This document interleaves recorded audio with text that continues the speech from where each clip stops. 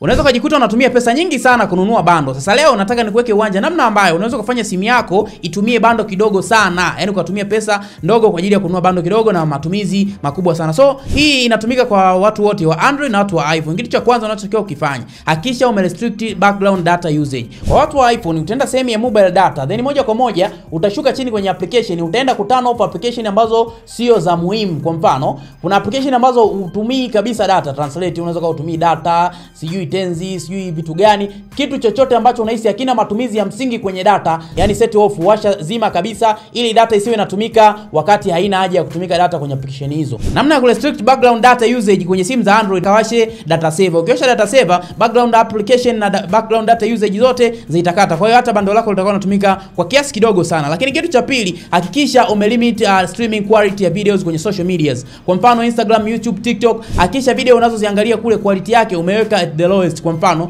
unaweza kuweka quality ya 360 pixels au 480 pixels. Ukitumia HD quality, ile inatumia bando kubwa sana. Kwa hiyo ukiweka 360 au 480 pixels, actually utatumia bando kidogo sana kuliko hata ambapo ungeweza kutegemea. Lakini kitu cha tatu cha kuzingatia ni kudisable auto update.